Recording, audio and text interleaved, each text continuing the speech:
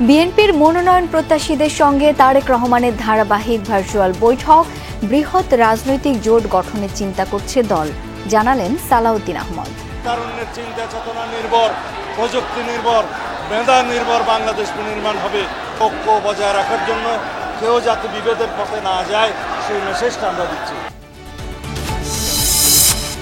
নভেম্বরের পরেও হবে ক্যাবিনেট সভা। তথ্য উপদেষ্টার মন্তব্যের বিভ্রান্তি এড়াতে ব্যাখ্যা সরকারের। প্রায় ৪৩,০০০ ভোট কেন্দ্রের তালিকা চূড়ান্ত করেছে ইসি।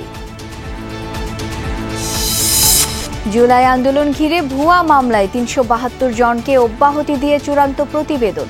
বর্তমান সরকারের মেয়াদেই হত্যাকাণ্ডের রায় দেখতে চায় জনগণ। নিউ ইয়র্কে জামায়াত আমির।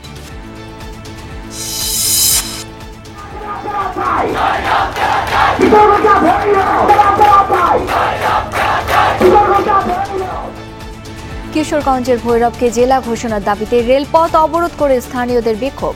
আটকে পড়া উপকূল এক্সপ্রেস লক্ষ্য করে ব্যাপক পাথর নিক্ষেপ।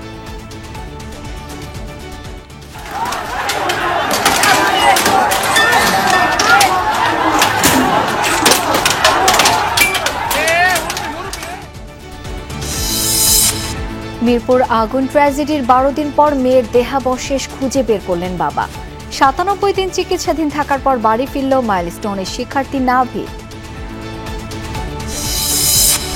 পুরোপুরি স্বাভাবিক মেট্রো রেল চলাচল, নিরাপত্তা নিয়ে শঙ্কা যাত্রীদের। শরীয়তপুরে চিরনিদ্রায় শায়িত হতভাগ্য কালাম, দিশেহারা পরিবার।